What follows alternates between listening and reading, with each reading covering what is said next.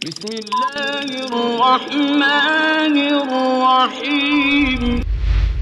अस्सलामुअलैकुम वरहमतुल्लाहि वबरकातुहू। फ़िक्र व ख़बर के ख़बरनामे में आपका इस्तक़बाल है। मैं अतीक़ुर्रहमान नदवी अहम तरीन मुल्क की ख़बरों के साथ। आज के ख़बरनामे में देखिए, भटकल में मरीन कट्टे पर नस्ब बोर्ड निकालने की कोशिश नाकाम। ज़री क़वानीन पर नसीरुद्दीन शाह बोले, फ़िल्मी सनअत की बड़ी हस्तियाँ खामोश क्यों। बल्दियाती इंतख़ाबात के ज़रिए असदुद्दीन ओवैसी की गुजरात में एंट्री। ट्रैक्टर रैली तशद्दुद पर पुलिस की कार्रवाई शुरू, कई लोगों को भेजा नोटिस। और आखिर में देखिए, उत्तराखंड में ग्लेशियर फटने से मची बड़ी तबाही। तफसीली खबरें शुरू करने से कबल आपसे रोज़ाना एक गुजारिश की जाती है और आज भी की जा रही है कि अगर आपने हमारा चैनल सब्सक्राइब नहीं किया है तो सब्सक्राइब करें और बेल आइकन पर क्लिक करना न भूलें ताकि हमारे नई वीडियोस बर वक्त आप तक पहुंच सके। चलते हैं भटकल की खबर की तरफ।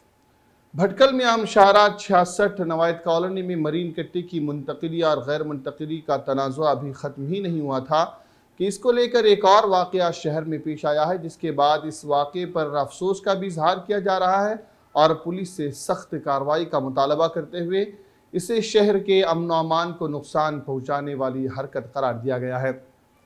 यहाँ की समाजी और फलाही तंजीम मजलिस इस्लाह व तंजीम की जानिब से इसी वाक़े के ताल्लुक से आज सुबह एक प्रेस मीट की गई, जिसमें इस वाक़े के चश्मदीद गवाह जनाब इनायतुल्लाह शाहबंदरी ने तमाम तर तफसीलात सामने रखी।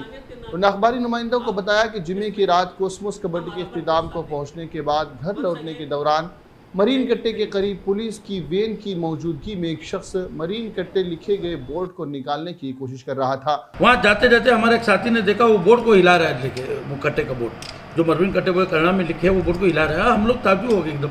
यही फोटो, ये लड़का था, उसकी बुलेट गाड़ी थी और ये थे जीप गाड़ी भी आ गई, वहाँ पे बाइक में पुलिस भी आ गया, उसको लेके थाने में ले गई और यहाँ पे आके बोर्ड निकाला। अगर वो बोर्ड निकालता तो आज सुबह में भटकल में हंगामा होता था, तो हमारे लोग मुस्लिम लोग की बोल के पूरे एरिया मुस्लिम का है वो, तो अल्लाह के फजल से करम से हम लोग वहाँ पहुँच गए, हम लोग पकड़ के पूरा हमारी टीम, हम लोग 10-12 आदमी CPI के साथ पास में गया सर को बात करने में ऐसे ऐसा क्या हमने नहीं, वो सब पूरा काम आप रहे, वो अच्छा हो गया, ऐसा हुआ वैसा हुआ, सब खुश हो गए हम लोग, केस भी हो गया, FIR भी हो गया बोले।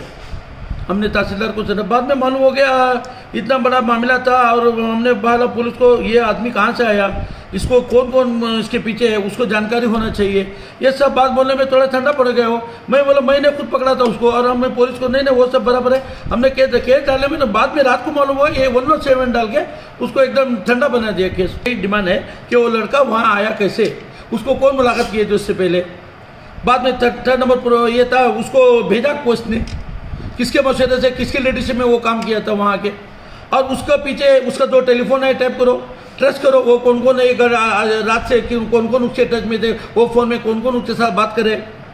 बाद में वहाँ DR पुलिस थी, वो लोग क्या कर रहे थे, हमने सुना है 10 पुलिस थे, 10 में 2 जने जागते हैं, पहरेदारी करते हैं, 2-2 आदमी की ड्यूटी रहती है, वो पहरे वाले कहाँ गए। ज़री क़वानीन के खिलाफ जारी एहतिजाज पर बॉलीवुड के बड़े स्टार्स की खामोशी पर नसीरुद्दीन शाह ने सख्त तनकीद की है। उन्होंने एक इंटरव्यू में कहा कि हमारी फिल्मी सनअत की बड़ी हस्तियाँ खामोश बैठी हैं क्योंकि वो समझते हैं कि इससे इनका कोई नुकसान नहीं हो सकता। अरे भाई, जब आपने इतना कमा लिया है कि आपकी 7 नस्लें बैठ कर खा सकती हैं तो आपका कितना नुकसान हो जाएगा। किसानों का प्रदर्शन फैलेगा और आम जनता इसमें शामिल होगी। खामोश रहना जो है वो जुल्म करने वाले की तरफदारी करना है। बड़े बड़े जो धनंदर लोग हैं फिल्म इंडस्ट्री के, वो खामोश बैठे हैं इसलिए कि उन्हें लगता है कि बहुत कुछ खो सकते हैं वो। अरे भाई, जब आपने इतना धन कमा लिया कि आपकी 7 पुश्तें बैठ के उसको खा सकती हैं तो कितना खोलोगे आप।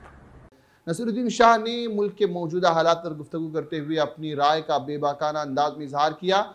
वो इससे कबल भी खुलकर बोलते आए हैं और किसी भी सुलगते हुए मौजू पर नाकिदाना राय ज़रूर पेश करते हैं। गुजरात की सियासत में पहली मरतबा ऑल इंडिया मजलिस इत्तेहादुल मुस्लिमीन ने दस्तक दी है। MIM की उम्मीदवारों की फहरिस्त में कई ऐसे नाम हैं जो पहले कांग्रेस पार्टी में थे, ताहम टिकट से महरूमी के बाद अब कई अफराद MIM में शामिल हो गए हैं और MIM ने ऐसे अफराद को इनके मुताल्लिका हल्के से इंतखाबी मैदान में उम्मीदवार भी बनाया है।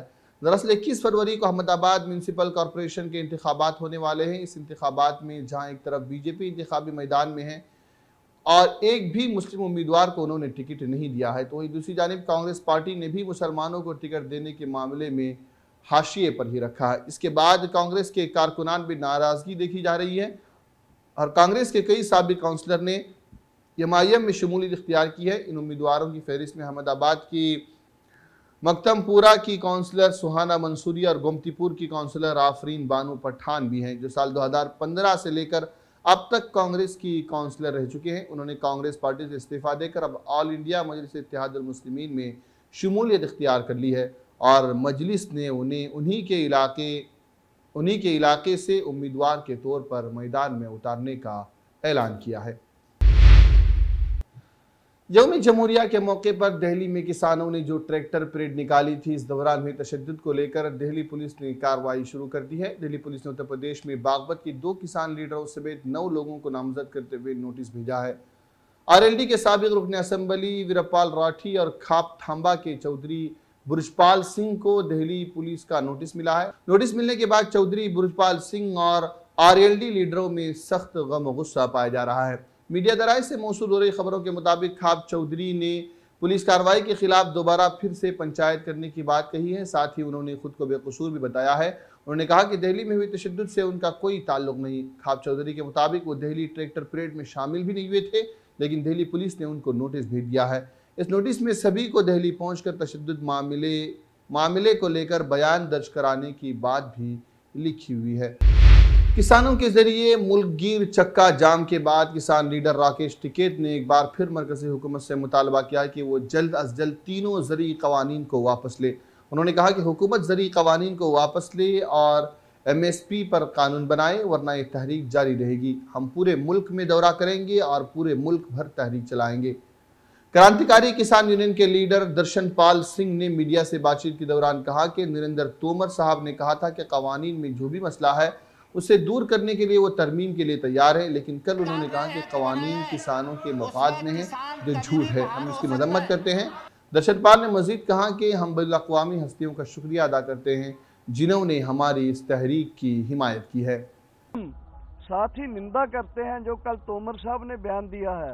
बल्कि एक तरफ तोमर साहब हमारे साथ बातचीत करते थे कि ये कानून तो एकदम ठीक करने वाले हैं और इसमें जो भी आप गलत लगता है इसमें संशोधन करने के लिए तैयार हैं हम, बल्कि उन्होंने माना था। लेकिन आज वो बोल रहे हैं कि ये कानून तो बहुत ही किसान के पक्ष में है, जो एकदम झूठ बोल रहे हैं। और तीसरा, हम साथ ही साथ उन तमाम इंटरनेशनल हस्तियों का धन्यवाद करते हैं जिन्होंने हमारे आंदोलन का समर्थन किया है। कांग्रेस के साबिक सदर राहुल गांधी ने कहा है कि ज़राअत से मुताल्लिक़ तीनों कवानीन की मनसूखी तक किसानों ने अपनी तहरीक जारी रखने का वादा किया है, लिहाजा हुकूमत को अपनी जिद छोड़कर उनके मुतालबात कबूल करने चाहिए। राहुल गांधी ने इतवार के रोज़ ट्वीट में कहा कि गांधी जयंती तक किसान मजदूरों के एहतिजाज के फैसले से उनके अज़ाइम के साथ ये भी वादे है कि मोदी सरकार से वो कितने नाउमीद हैं। उन्होंने हुकूमत को जिद छोड़ने का मशवरा देते हुए कहा कि तकब्बुर छोड़ दे, तहरीक चलाने वाले किसानों की तकलीफ़ों को समझें और ज़राअत मुखालिफ कानून वापस ले। किसानों की जानिब से हफ्ते के रोज़ किए जाने वाले चक्का जाम की हिमायत में भी कांग्रेस लीडर राहुल गांधी ने ट्वीट किया था। उन्होंने लिखा था कि अन्नदाता का पुरअमन सत्याग्रह मुल्क के मफाद में है। ये 3 कवानीन सिर्फ किसान मजदूर के लिए नहीं अवाम और मुल्क के लिए भी मोहलिक हैं। कांग्रेस लीडर राहुल गांधी ने किसानों की तहरीक के मकामात पर पुलिस की तरफ से सीमेंट और नौकीले तारों की बंदिशें नस्ब किए जाने और हिफाजत के सख्त इंतजाम किए जाने पर भी मरकज़ी हुकूमत पर तनकीद की। राहुल ने कहा कि हुकूमत हिंद दीवार नहीं बल्कि पुल तामीर करो। ख्याल है कि दिल्ली की सरहदों पर किसानों की तहरीक के मकामात को पीर के रोज़ पुलिस ने किले में तब्दील कर दिया था।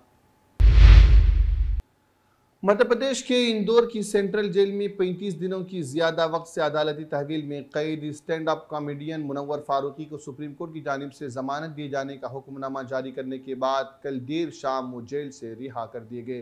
न्यूज़ 18 के मुताबिक कॉमेडियन फारूकी बहुत खामोशी से जेल से निकले। वादरे की खबरें ये थी कि वो शायद जल्दी जेल से बाहर न आ पाएंगे। मुनव्वर फारूकी ने रिहाई के बाद NDTV से गुफ्तगू करते हुए उन्हें निज़ाम आदल और कानून पर मुकम्मल एतमाद करने की बात कही। उन्होंने कहा कि उन लोगों का शुक्रिया जिन्होंने मेरे लिए आवाज़ उठाई। मैं अभी इस मौजू पर कोई तबसरा नहीं करना चाहता। ये मामला अदालत में ज़ेर गौर है। हालांकि फारूकी पर हिंदू देवी देवताओं और मरकज़ी वज़ीर दाखिला के बारे में काबिल एतराज़ तबसरा करने का इल्ज़ाम है, जिस पर उनको जेल भेज दिया गया था। उत्तराखंड के चमोली में ग्लेशियर टूट जाने से भारी तबाही की इत्तलात मौसूल हो रही हैं। ग्लेशियर जिले के रीनी गांव के करीब टूटा है। हादसे में मुतादिद मकानात मुस्मार हो गए हैं, जबकि यहाँ चल रहे प्रोजेक्ट ऋषि गंगा को भी काफ़ी नुकसान पहुंचा है। रियासत के डिजास्टर रिस्पांस फोर्स के DIG रुद्धम अग्रवाल के मुताबिक ग्लेशियर टूट जाने के सबब आने वाले सैलाब ने 150 कारकुनान को मुतासिर किया है। ऋषि गंगा के 150 लापता कारकुनों की तलाश के लिए रेस्क्यू ऑपरेशन चलाया जा रहा है। ITBP के 100 से ज्यादा एहलकार इमदाद के लिए पहुंच गए हैं। नशीबी इलाकों में अलर्ट जारी कर दिया गया है। ये वाकया सुबह 8 से 9 बजे के दरमियान पेश आया। ग्लेशियर के चमोली होते हुए ऋषिकेश तक पहुंचने का खदशा है। जोशीमठ से श्रीनगर तक हाई अलर्ट भी जारी कर दिया गया है। जोशीमठ की SDM कुमकुम जोशी ने कहा कि तपोन में NTPC और ऋषि गंगा का पूरा प्रोजेक्ट तबाह हो चुका है और मलबे में तब्दील हो चुका है। ये मलबा आहिस्ता आहिस्ता बह रहा है। चमोली, दिव्या प्रयाग और तमाम दरियाओं के साहिल पर आबाद तमाम गांव की इंतजामिया को इत्तलात भी फराहम कर दी गई है। हिंदुस्तान में जारी कोरोना टीकाकारी मुहिम के दौरान उत्तर प्रदेश एक तशवीशनाक खबर सामने आई है। हफ्ते के रोज अयोध्या में राम जन्मभूमि की जगह चेकिंग पॉइंट पर तैनात 7 खातून कांस्टेबल की कोरोना वैक्सीन लेने के बाद हालत बिगड़ गई। इन सभी को बेचैनी और बेहोशी की अलामात के बाद अयोध्या वाक़े श्री राम अस्पताल में दाखिल कर दिया गया है और इन सभी को जुमे के रोज टीका लगाया गया था। मीडिया दराए से मौसूल हो रही खबरों के मुताबिक सभी खातून कांस्टेबल अयोध्या में राम जन्मभूमि में दाखिले के लिए कायम चेकिंग पॉइंट के लिए बनाए गए 3 बूथों पर तैनात थी। कोरोना टीकाकारी मुहिम के तहत हेल्थ वर्कर्स और फ्रंट लाइन वर्कर्स की टीकाकारी मुहिम के तहत सभी को जुमे के रोज कोरोना वैक्सीन लगाई गई थी। हफ्ते के रोज 7 खातून कांस्टेबल की तबीयत अचानक बिगड़ जाने से एक हंगामा बरपा हो गया। अनफानन उन सभी खवातीन को मकामी श्री राम अस्पताल में दाखिल कराया गया। अस्पताल के डॉक्टरों का कहना है कि घबराने की कोई बात नहीं है, क्योंकि सभी खवातीन को निगरानी में रखा गया है।